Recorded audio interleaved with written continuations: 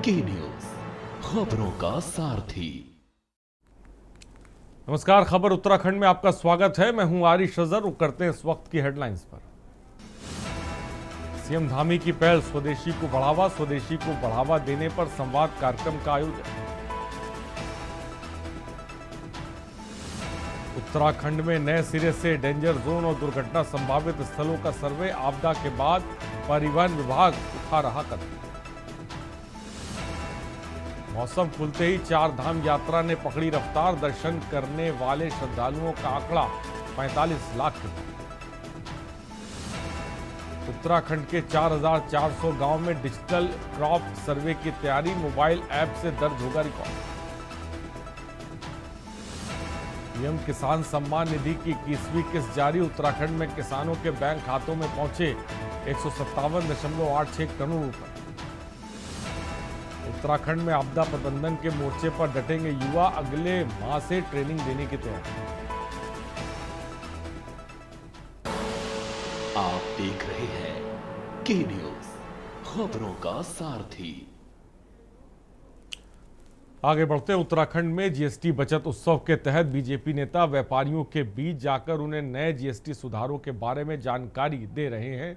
इसको लेकर प्रदेश के मुख्यमंत्री पुष्कर सिंह धामी भी जीएसटी बचत उत्सव कार्यक्रम में लगातार शिरकत कर रहे हैं। शुक्रवार को भी देहरादून के पटेल नगर और आज हरिद्वार में आयोजित जीएसटी बचत उत्सव कार्यक्रम में प्रतिभाग किया। इस जन जागरूकता कार्यक्रम का उद्देश्य आम जनता और व्यापारियों की घटी हुई जीएसटी दरों के बारे में जानकारी देना और इसका लाभ सुरक्षित करना है।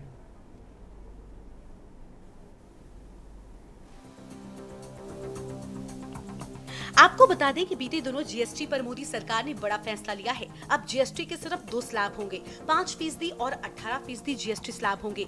12 और 28% के स्लैब को खत्म करने के फैसले पर जीएसटी काउंसिल ने मोहर लगा दी है। ये घोषणाएं 22 सितंबर से लागू की गई। इसके बाद लग्जरी तंबाकू उत्पाद महंगा होगा। लग्जरी तंबाकू उत्पाद पर 40% जीएसटी होगा, जबकि रोजमर्रा की जिंदगी से जुड़े सामान सस्ते होंगे। सभी फैसले सहमति से लिए गए। वित्त मंत्री निर्मला सीतारमण ने प्रेस कॉन्फ्रेंस कर कहा था कि 3 व्हीलर पर 28% से 18% जीएसटी होगी। स्पेशल स्लैब 40% होगा। व्यक्तिगत हेल्थ इंश्योरेंस पर जीएसटी नहीं होगी। प्राइवेट जेट खरीदने पर 40% जीएसटी होगी। कोल्ड ड्रिंक्स पर 40% जीएसटी होगी। साबुन, तेल, शैम्पू पर 5% जीएसटी होगी। जीएसटी के अब सिर्फ 2 स्लैब होंगे। नए स्लैब का मकसद आम आदमी को राहत पहुंचाना है। इंश्योरेंस सेक्टर में राहत दी गई है। कृषि और किसानों को राहत देने की कोशिश की गई है। जीएसटी में बदलाव समय की मांग है। रोजमर्रा की जरूरतों के सामान पर 5% जीएसटी, रोटी, पराठे, छेना और ब्रेड पर अब जीएसटी नहीं होगी। घी, मक्खन पर 5% जीएसटी, सभी टीवी पर 18% जीएसटी लगेगा। चमड़ा और ग्रेनाइट पर 5% जीएसटी, 350 सीसी से कम की बाइक पर 18% जीएसटी लगेगा। डायग्नोस्टिक पर 5% जीएसटी लगेगी। वहीं उत्तराखंड के मुख्यमंत्री पुष्कर सिंह धामी ने जीएसटी की दरों में बदलाव पर कहा कि प्रधानमंत्री मोदी जो कहते हैं वो करते हैं। 15 अगस्त को उन्होंने लाल किले के प्राचीर से कहा था कि दिवाली से पहले देशवासियों को तोहफा देंगे और जीएसटी में सुधार करेंगे। प्रधानमंत्री का धन्यवाद करता हूँ कि उन्होंने किसानों और मध्यम वर्ग के लिए 175 से ज्यादा उत्पादों को जीएसटी से मुक्त कर दिया।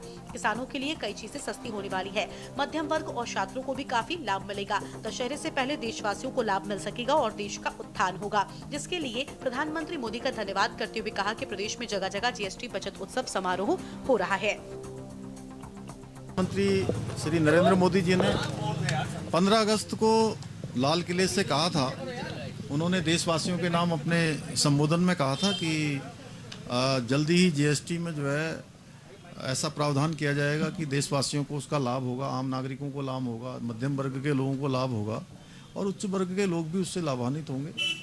तो ये जो जीएसटी पर रिडक्शन है ये 22 सितंबर कल से लागू हो गया है, नवरात्र के पहले दिन से, और इसके कारण से सभी को बड़ा लाभ हो रहा है और जो आवश्यक वस्तुएं, उपयोग की वस्तुएं सभी अब सस्ती हो गई हैं। देखिए, हम लोग जीएसटी जो सेकंड जीएसटी है उसके लिए हम एक उत्सव के रूप में उस कार्यक्रम को मना रहे हैं। देश के प्रधानमंत्री जी ने जहां अनेकों प्रतिदिन की उपयोग की वस्तुओं को सस्ता किया है, उस विषय को लेकर माननीय मुख्यमंत्री जी भी एक बाजार में गए, मेरा भी एक मार्केट में जाना हुआ और आज से लगातार 7 दिन तक हमारे सभी जनप्रतिनिधि, हमारे महापौर से लेकर वार्ड के सभासद लेकर विधायक, सांसद तक प्रत्येक 7 दिन तक हर क्षेत्र के मार्केट में जाकर हम आग्रह करेंगे जीएसटी की छूट व्यापारियों को मिली है वो ग्राहकों तक उस छूट को पहुंचाएं, इस भाव के साथ सब लोगों से मिल रहा है। और मैं कहीं ना कहीं ये देख रहा हूँ कि जिस तरह से जीएसटी का विषय रखा जा रहा है,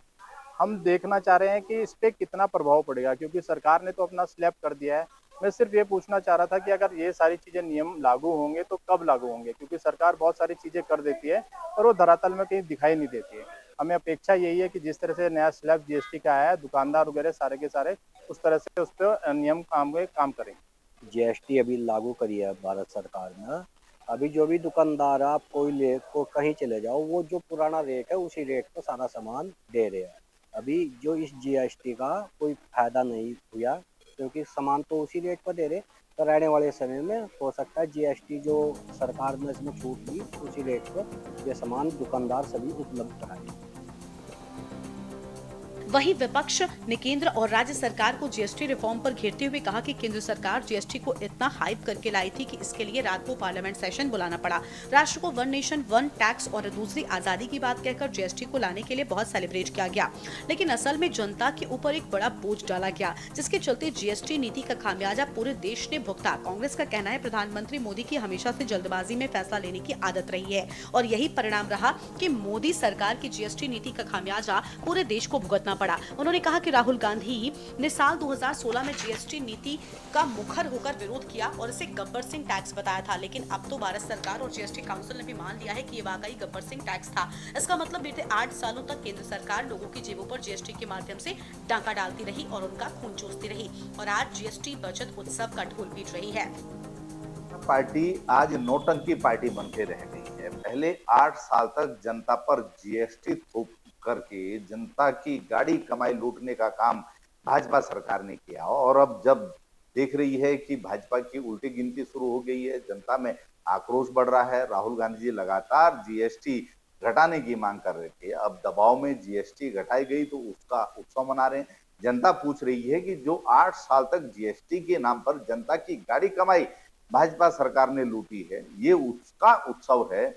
जनता के गले भाजपा की नीतियां आज नहीं उतर रही हैं और भारतीय जनता पार्टी अपनी ही नोटंकी में उलझ करके रह गई है। इसी की जब बात आती है तो स्वदेशी हमें सबसे पहले अपने जहां हम रहते हैं हमने वहां से देखना होगा कि हम स्थानीय उत्पादों को क्या हम महत्व दे रहे हैं। क्या पहाड़ के जो काफल हैं, पहाड़ की जो ककड़ी है, पहाड़ के अन्य उत्पाद है, क्या हम उसे वैसा महत्व दे रहे हैं कि जैसा उनका होना चाहिए। आज एक और जैसे हम देखते हैं कि स्वयं सहायता समूह या एनजीओ के थ्रू काम तो चल रहे हैं, लेकिन वे कार्य कौन कर रहे हैं? वे कोई कैबिनेट मंत्री उनकी बहू कर रही है, उनकी बेटियां कर रही है। मैं नाम लेके आपके सामने नाम गिना दूंगा जो ऐसे उत्पाद, और ये सिर्फ अपने आप को टैक्स से दूर रहने के लिए और जीएसटी से बचने के लिए कार्य चल रहे हैं। लेकिन दूसरी ओर जीएसटी आप देख लीजिए, जीएसटी का जो पखवाड़ा निरंतर रूप से चल रहा है, तो हम मानते हैं होना चाहिए, ठीक है। वहीं कांग्रेस प्रदेश पार्टी ने जीएसटी काउंसिल की एक बैठक उत्तराखंड की ग्रीष्मकालीन राजधानी गैरसैंण में आयोजित कराने की मांग उठाई। उन्होंने कहा कि इस बैठक में 9 हिमालयी राज्यों के प्रतिनिधियों को शामिल किया जाए ताकि जीएसटी काउंसिल को ये पता चल सके कि उच्च हिमालयी राज्य किन किन दिक्कतों का सामना करना पड़ रहा है। यही वजह है कि हिमालयी राज्यों की आर्थिकी को सुधारने, पहाड़ी राज्यों की आमदनी बढ़ाने, खर्चों को मीट आउट करने के लिए जरूरी है कि 9 हिमालयी राज्यों की बैठक गैरसैंण में होनी चाहिए, जिससे इन राज्यों की आवाज केंद्र सरकार तक पहुँच सके। हालांकि जीएसटी कम होने पर आम जनता को एकदम से कोई जमीनी फर्क जीएसटी कम होने पर आम जनता को एकदम से कोई जमीनी फर्क दिखता नजर नहीं आ रहा है। उम्मीद है आने वाले समय पर पहाड़ से मैदान तक की आम जनता को इसका फायदा जरूर मिलेगा। Uttarakhand desk report. और खबर हरिद्वार से, जहां मुख्यमंत्री पुष्कर सिंह धामी ने मां माया देवी मंदिर में पूजा अर्चना की और परंपरागत छड़ी यात्रा की विधिवत शुभारंभ किया। उन्होंने इस दौरान प्रदेश वासियों के सुख समृद्धि की कामना की।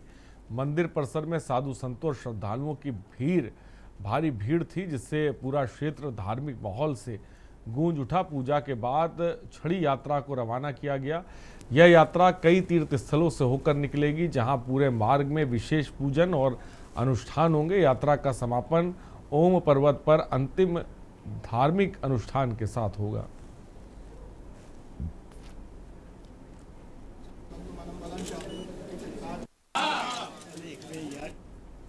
और खबर मसूरी से, जहां प्रदेश कांग्रेस महामंत्री गोदावरी थापली द्वारा शहीद स्थल झूला घर पर पिछले 3 महीनों से रोजी रोटी का संकट झेल रहे पटरी व्यापारियों को पूर्व मुख्यमंत्री हरीश रावत के हाथों राशन वितरित किया गया। बड़ी संख्या में पहुंचे पटरी व्यापारियों ने पूर्व मुख्यमंत्री के सामने अपने दर्द को बयां किया और पिछले 3 महीनों से बेरोजगारी का दंश झेल रही मातृशक्ति और स्थानीय लोगों के न्याय की गुहार लगाई। नगर पालिका द्वारा पटरी व्यापारियों को 3 माह पूर्व माल रोड से हटा दिया गया था, जिससे बाद लगभग 150 लोग बेरोजगार हो गए थे। पूर्व मुख्यमंत्री हरीश रावत ने कहा कि कांग्रेस पार्टी आपदा के समय सभी लोगों के साथ और लोगों की मदद के लिए हर संभव प्रयास कर रही है। उन्होंने कहा कि पटरी व्यापारियों को हटाया जाना दुर्भाग्यपूर्ण है और इसके लिए वे सड़क पर बैठकर आंदोलन करेंगे। आपदा के दौर में देखिए, जहां तक मैं आपदा की बात करूंगी, वाकई दुख भरे क्षण है इस समय, आम जन के लिए बहुत ही दुख भरे क्षण हैं।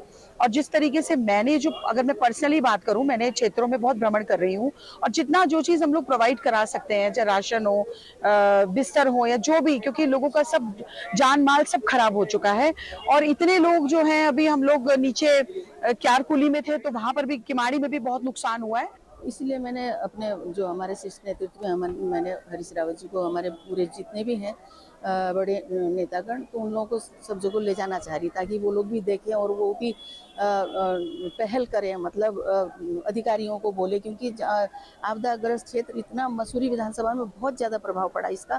तो अभी भी मैं जब राशन लेकर आ रही थी तो नीचे गुच्चुकबानी में मंत्री जी ऐसा कर रहे, इतना भेदभाव कर रहे कि वहाँ की तरफ गए नहीं। मैं इस प्रयास की सराहना करता हूं और इस कोशिश को आगे भी जारी रखना है। जितने आपदा पीड़ित हैं, ये संदेश जाना चाहिए कि कांग्रेस आपदा पीड़ितों के साथ। और मसूरी के लोगों से, सब लोगों से मेरी प्रार्थना है कि यदि खिलखिलाती हुई मसूरी दिखाई देगी तो उससे उत्तराखंड खिलखिलाता हुआ दिखाई देगा और एक अच्छा संदेश जाएगा। और पूरे प्रदेश के अलग अलग जिलों में UKSSC पेपर मामले को लेकर युवाओं का प्रदर्शन जारी है। वहीं इस विषय पर चिंता जताते हुए भाजपा विधायक विनोद चमोली ने कहा कि युवाओं को प्रदर्शन को गलत दिशा में ले जाने के लिए कुछ विपक्षी राजनीतिक संगठन फायदा उठा रहे हैं।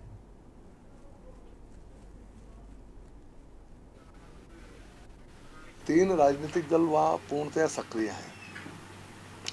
उत्तराखंड क्रांति दल, स्वाभिमान मोर्चा, क्योंकि स्वाभिमान मोर्चा भी स्वयं अपने आप को राजनीतिक दल के तौर पर देख रहा है, और कांग्रेस, और कहीं ना कहीं इसके बीच में कहीं मार्क्सवादी कम्युनिस्ट पार्टी, जो यहाँ पर है नहीं, लेकिन उसके भी एक संकेत मिल रहे हैं कि वो लोग भी बीच में घुस रहे हैं। तो इस प्रकार से 3 राजनीतिक दल इस समय, जो कि जिनको थोड़ा कह सकते हैं कि थोड़ा बहुत पहचान है, कांग्रेस के अलावा 2 दल और हैं, जो इस आंदोलन में हैं, इस समय दिखाई पड़ रहे हैं। और खबर देहरादून से, UKSSC मामले की जांच को लेकर सरकार द्वारा SIT का गठन किया गया, लेकिन कांग्रेस सरकार से लगातार CBI जांच की मांग कर रही है। वहीं आज कांग्रेस की प्रेस वार्ता के दौरान कांग्रेस के प्रदेश उपाध्यक्ष सूर्यकांत धस्माना ने सिटिंग जज की निगरानी में CBI जज द्वारा जांच की बात कही है। उत्तराखंड प्रदेश कांग्रेस कमेटी आगामी 3 अक्टूबर को पेपर लीक मामले में जो आंदोलन हमारा चल रहा है, जो हमारी मांग है, हाई कोर्ट के सिटिंग जज की निगरानी में CBI की जांच हो। हमने पूरे प्रदेश में पुतला दहन कर दिया, हमने पूरे प्रदेश में प्रदर्शन कर दिए। कल पूरे प्रदेश के जिला मुख्यालयों में धरना आयोजित हो गया। और प्रदेश भाजपा द्वारा नई कार्यकारिणी का गठन हो चुका है। जिस प्रकार पहले कार्यकर्ताओं को प्रदेश की नई कार्यकारिणी का इंतजार था, उसी प्रकार अब मंत्रिमंडल विस्तार को लेकर इंतजार किया जा रहा है। वहीं पूर्व शिक्षा मंत्री अरविंद पांडे ने भी भाजपा की नई कार्यकारिणी के पदाधिकारियों को शुभकामनाएं दी और मंत्रिमंडल विस्तार को बताया कि यह विषय केंद्र सरकार के अधीन है और जो भी निर्णय उनके द्वारा लिया जाएगा निश्चित ही सही होगा। प्रदेश की भारतीय जनता पार्टी की नई कार्यकारिणी बनी है। मैं अपनी कार्यकारिणी को बहुत बहुत शुभकामनाएं देता हूं। जिस उम्मीद से संगठन ने इनको पदाधिकारी बनाया है, इस उम्मीद में, इस कार्य में हमारे सभी पदाधिकारी सफल हो, हम उनको शुभकामनाएं देते हैं। रही बात मंत्रिमंडल विस्तार की, तो ये हमारे इस तरह का विषय नहीं है। इसके लिए हमारे केंद्र में बैठे नेता, ये उनका विवेकाधीन है, और जब निर्णय लेंगे, अच्छा निर्णय लेंगे। जो इस समय है ये भी बहुत अच्छा है।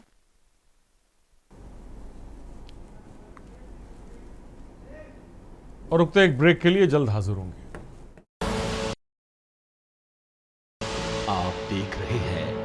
के न्यूज, खबरों का सार। और ब्रेक के बाद आपका स्वागत है। खबर लक्सर से यूपी SSSC पेपर लीक मामले में एसआईटी ने मुख्य आरोपी खालिद के घर छापा और उसके पर से पूछताछ टीम करने पर एसपी देहात के पुलिस किसी भी व्यक्ति की कार्रवाई में मुख्य आरोपी खालिद और उसकी बहन साबिया की गिरफ्तार फैसला निलंबित कर राज्य सरकार एसआईटी को 1 महीना उसके घर वारंट के साथ वहाँ पर पहुँचा गया था। घर पर अभी इसकी 2 सिस्टर्स मिली थी और वहाँ पर पूरे सर्च के बाद जो भी हमें चीज़ें मिली हैं उनको हमने अपने कब्जे में लिया है। जो भी ऐसी चीज़ें हैं जो कि इस प्रकरण में हमें और हेल्प कर सकती हैं या इसमें और तथ्य आ सकते हैं द्वारा CSC, PSC और आयुष्मान केंद्रों पर मल्टी स्पेशलिटी स्वास्थ्य शिविर लगाए जा रहे हैं और उसी के तहत लक्सर CSC पर मल्टी स्पेशलिटी चिकित्सा शिविर लाया गया। Deputy CMO doctor Anil Verma ने शिविर का शुभारंभ किया। महिलाओं और बच्चों की निःशुल्क स्वास्थ्य जांच की जा रही है, जिससे रक्तचाप, मधुमेह, एनीमिया, कैंसर की जांच शामिल है। स्त्री, बाल और नेत्र रोग विशेषज्ञ और अन्य विशेषज्ञ डॉक्टरों की सेवाएं उपलब्ध हैं। लोगों को पोषण और स्वास्थ्य के बारे में जागरूक किया जा रहा है।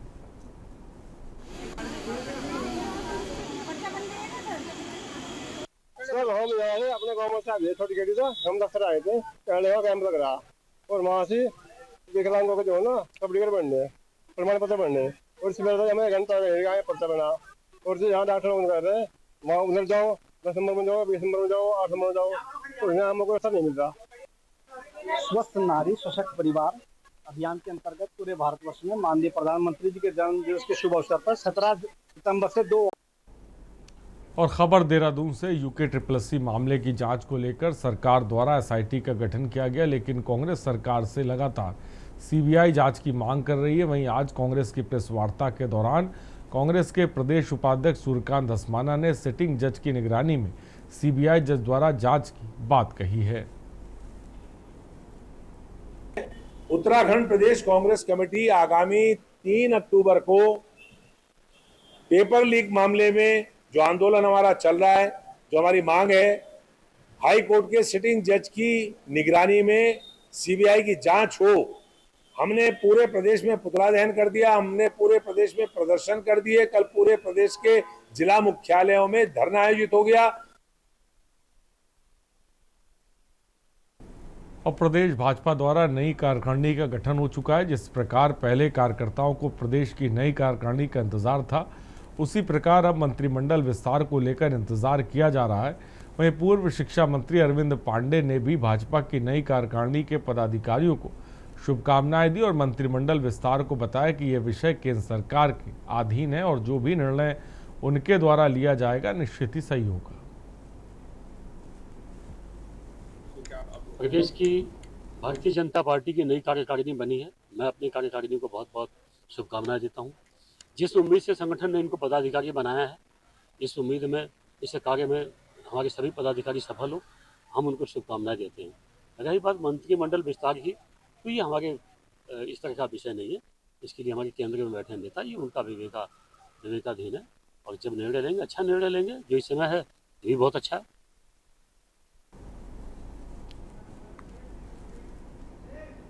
और रुकते एक ब्रेक के लिए, जल्द हाजिर होंगे। आप देख रहे हैं के न्यूज, खबरों का सारथी। और ब्रेक के बाद आपका स्वागत है। खबर लक्सर से यूपी SSSC पेपर लीक मामले में एसआईटी ने मुख्य आरोपी खालिद के घर छापा और उसके पर से पूछताछ टीम करने पर एसपी देहात के पुलिस किसी भी व्यक्ति की कार्रवाई में मुख्य आरोपी खालिद और उसकी बहन साबिया की गिरफ्तार फैसला निलंबित कर राज्य सरकार एसआईटी को 1 महीना उसके घर वारंट के साथ वहाँ पर पहुँचा गया था। घर पर अभी इसकी 2 सिस्टर्स मिली थी और वहाँ पर पूरे सर्च के बाद जो भी हमें चीज़ें मिली हैं उनको हमने अपने कब्जे में लिया है। जो भी ऐसी चीज़ें हैं जो कि इस प्रकरण में हमें और हेल्प कर सकती हैं या इसमें और तथ्य आ सकते हैं। द्वारा CSC, PSC और आयुष्मान केंद्रों पर मल्टी स्पेशलिटी स्वास्थ्य शिविर लगाए जा रहे हैं और उसी के तहत लक्सर CSC पर मल्टी स्पेशलिटी चिकित्सा शिविर लाया गया। Deputy CMO doctor Anil Verma ने शिविर का शुभारंभ किया। महिलाओं और बच्चों की निःशुल्क स्वास्थ्य जांच की जा रही है, जिससे रक्तचाप, मधुमेह, एनीमिया, कैंसर की जांच शामिल है। स्त्री, बाल और नेत्र रोग विशेषज्ञ और अन्य विशेषज्ञ डॉक्टरों की सेवाएं उपलब्ध हैं। लोगों को पोषण और स्वास्थ्य के बारे में जागरूक किया जा रहा है।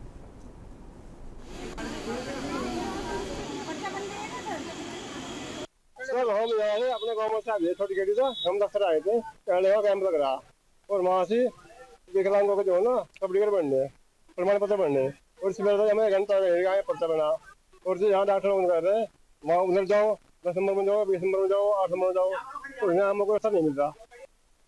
स्वस्थ नारी सशक्त परिवार अभियान के अंतर्गत पूरे भारतवर्ष में माननीय प्रधानमंत्री जी के जन्म दिवस के शुभ अवसर पर 17 सितंबर से 2 अक्टूबर तक ये हमारे सामुदायिक स्वास्थ्य केंद्र, प्राइमरी स्वास्थ्य केंद्र और जितने भी आयुष्मान आरोग्य मंदिर सब जगह कैंप लग रहे हैं। जिला अस्पताल हर एक जगह मल्टी स्पेशलिटी, उसी के अंतर्गत आज यहाँ CSC लक्सर पर मल्टी स्पेशलिटी कैंप लगाया, जिसमें आंखों के डॉक्टर, हड्डी के डॉक्टर, बच्चों के डॉक्टर, गायनेकोलॉजिस्ट और अन्य विभागों के डर्मा और यहाँ स्पेशलिस्ट आए हैं।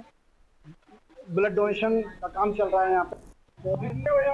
हमें पता लगा दिव्यांग प्रमाण पत्र बनने जो विकलांगों के हैं, हम 2 विकलांगों को लेकर आए जो कि बोल नहीं पा रहे हैं। सुबह से 8 बजे से हम पड़े हुए, जो कि हमारा दिव्यांग प्रमाण पत्र नहीं बन पाए। ऐसी घोर लापरवाही जो कि डॉक्टरों की पूरी टीम नहीं है। इस साल मानसून में भारी बारिश के चलते सड़कों पर हुए गड्ढों से आमजन को काफ़ी परेशानियों का सामना भी करना पड़ रहा है। वहीं मुख्यमंत्री धामी ने मानसून खत्म होने के बाद गड्ढा मुक्त सड़क के लिए विशेष अभियान चलाने के भी निर्देश अधिकारियों को दिए थे। वहीं अब मानसून ने प्रदेश से विदाई ले ली है और सड़कों के पुनर्निर्माण के लिए शासन प्रशासन का कार्य कर रहा है, जिसको लेकर भाजपा के प्रदेश मीडिया प्रभारी मानवीर चौहान ने बताया कि प्रदेश में अतिवृष्टि के कारण प्रदेश को काफ़ी नुकसान झेलना पड़ा। सड़कों और सभी सरकारी संपत्तियों पर इसका प्रभाव पड़ा है, जिनको पुनः दुरुस्त करने के लिए सरकार निरंतर काम कर रही है।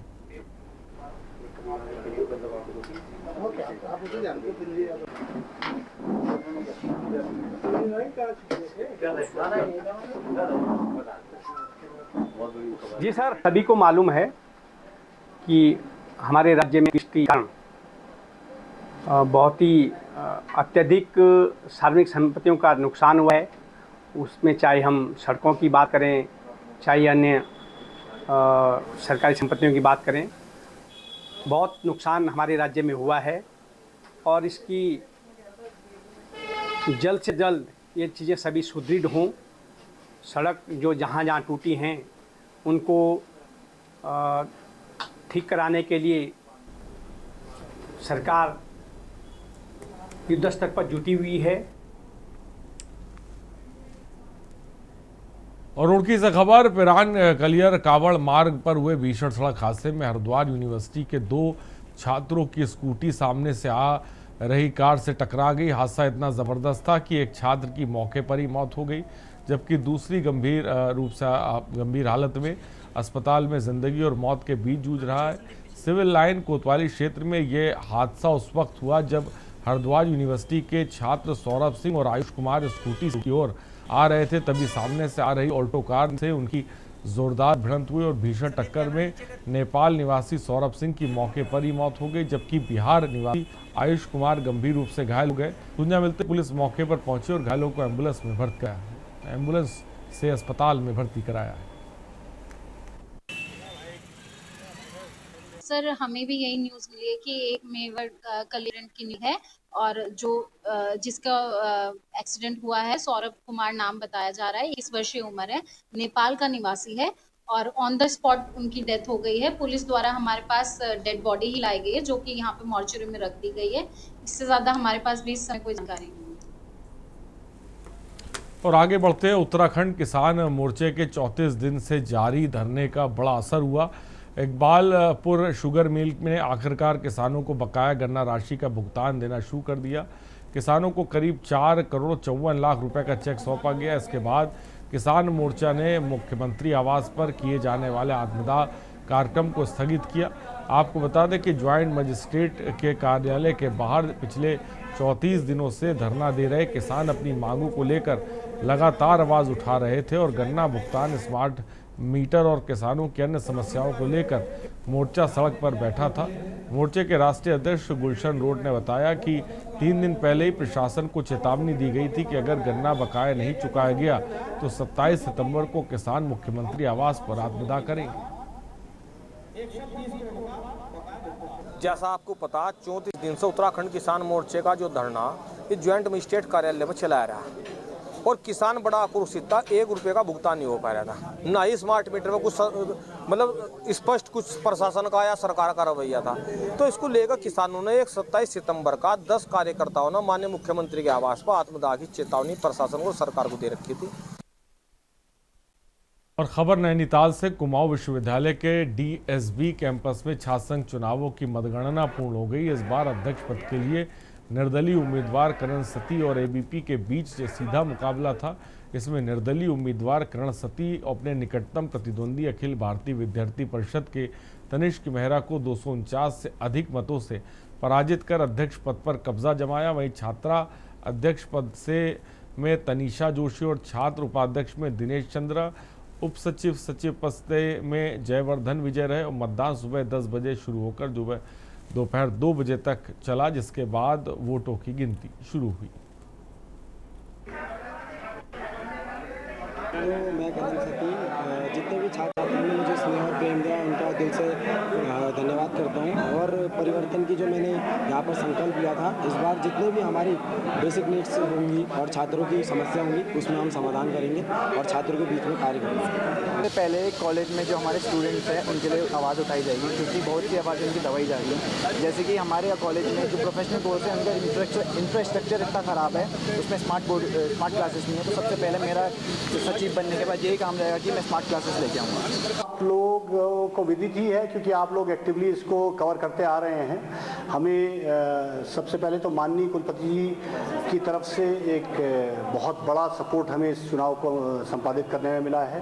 हमें जिला प्रशासन का, परिषद प्रशासन का, पुलिस प्रशासन का, और यहाँ पर मैं उल्लेख करना चाहूँगा विशेष रूप से हमारे SP crime and traffic doctor Jagdish Chandra ji का, जिन्होंने एक बहुमूल्य योगदान हमें इस चुनाव को शांतिपूर्ण ढंग से संपादित करने में दिया है। खबरों में इतना ही, बने रहिए हमारे साथ। नमस्कार। आप देख रहे हैं के न्यूज़, खबरों का सारथी।